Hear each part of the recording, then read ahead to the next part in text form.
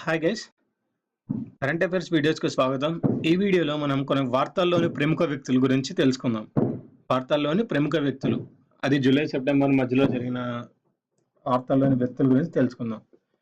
So first వచ్చేసి miss జపాన్గా భారత సంతతి యువతి. మిస్ జపాన్గా భారత సంతతి యువతి, ఈమె పేరు వచ్చేసి ప్రియాంక ఎషికోవా అండి. ఏజ్ వచ్చేసి 22 ఏళ్ళు. సో ఈమె భారత మూలాలున్న జపాన్ సుందరిగా మిస్ జపాన్ కిరీటాన్ని గెలుచుకున్నారు. ఈమె తండ్రి వచ్చేసి భారతీయుడు, తల్లి వచ్చేసి జపాన్ దేశస్తురాలు. సో అందుకే ఈమెని భారత సంతతికి చెందిన యువతిగా గుర్తించారు. ఈమెకు ఏనుగుల శిక్షకురాలుగా కూడా లైసెన్స్ ఉంది. 2016 డిసెంబర్లో వాషింగ్టన్లో జరిగే మిస్ వరల్డ్ పోటీల్లో ప్రియాంక ఎషికోవా జపాన్కు ప్రాతినిధ్యం వహిస్తుంది. ఇతర దేశాలు, జాతులు మూలాలున్న వారు ఇలాంటి అందాల పోటీల్లో ఇదివరకు ఎన్నడూ జపాన్కు ప్రాతినిధ్యం వహించలేదు. ఈమె ఫస్ట్ అండి. ఇంతవరకు ఎప్పుడు ఇట్లా భారత సంతతి లేకపోతే వేరే దేశాల మూలాలు ఉన్న వారు ఎప్పుడు మిస్ వరల్డ్గా పార్టిసిపేట్ చేయలేదండి. ఓన్లీ ఫస్ట్ టైం అండి. ఈమె వచ్చేసి ప్రియాంక ఎషికోవా. సో సెకండ్ వచ్చేసి ఇజ్రాయెల్ మాజీ అధ్యక్షుడు షిమోన్ పెరేజ్ మృతి. ఇజ్రాయెల్ మాజీ అధ్యక్షుడు షిమోన్ పెరేజ్ మృతి.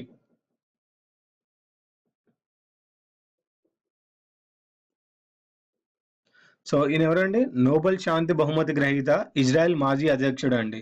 ఈయన పేరు వచ్చేసి షిమోన్ పెరేజ్. ఏజ్ వచ్చేసి 93 ఏళ్ళు అండి. టెల్ హోషమోర్లో 2016 సెప్టెంబర్ 28న మరణించారు. ఆయన 2 సార్లు దేశ ప్రధానమంత్రిగా, విదేశాంగ ఆర్థిక మంత్రిగా పనిచేశారు. పాలస్తీనాతో శతాబ్ద కాలం నాటి విరోధాన్ని ముగించడానికి చేసిన కృషి ఆయనకు గాను 1994లో ఆయన నోబెల్ బహుమతి వరించింది. సో పాలస్తీనాకి శతాబ్ద కాలం నాటి జరిగిన విరోధంలో ఆయన చేసిన కృషికి గాను 1994లో నోబెల్ శాంతి బహుమతిని ఇచ్చారండి ఈయనకి.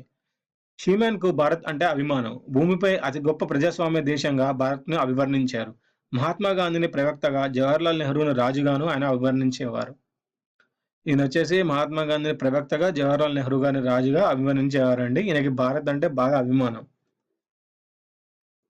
నెక్స్ట్, ఉజ్బెకిస్తాన్ అధ్యక్షుడు మృతి.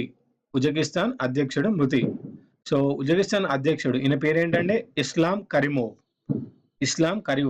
ఏజ్ వచ్చేసి 78 సంవత్సరాలు. ఈయన మాస్కోలో మరణించారు. దేశంలో అధికారికంగా 3 రోజులు సంతాప దినాలు ప్రకటించారు. కరిమోవ్ స్వస్థలం వచ్చేసి సమర్కండ్. ఉజ్బెకిస్తాన్ 25 ఏళ్లు పైగా కీలకంగా పాలించిన వ్యక్తిగా కరిమోవ్ అపఖ్యాతి పొందారు. సో ఈయన చనిపోయినందుకు గాను అధికారికంగా 3 రోజులు సంతాప దినాలు ప్రకటించారండి.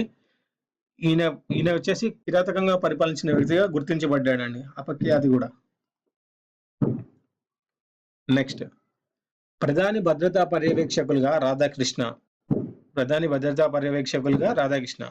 సో ప్రధాని నరేంద్ర మోడీ భద్రతా పర్యవేక్షకులుగా 1989 బ్యాచ్ బీహార్ క్యాడర్కు చెందిన రాధాకృష్ణ నియమితులయ్యారండి.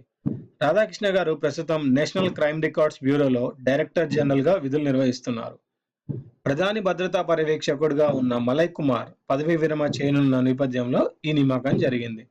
ఈయన 1989 బీహార్ క్యాడర్కి చెందిన వ్యక్తి అండి రాధాకృష్ణ గారు. ఈయన ప్రస్తుతం వచ్చేసి నేషనల్ క్రైమ్ రికార్డ్స్ బ్యూరో డైరెక్టర్గా ఉన్నారండి. సో ప్రధాని భద్రతా పర్యవేక్షకుడు ఎవరైతే ఉన్నారో మలయ్ కుమార్ గారు, ఈయన పదవీ విరమణ చేయడం వల్ల రాధాకృష్ణ గారు ఎంపికయ్యారండి ప్రధాని భద్రతా పర్యవేక్షకులుగా.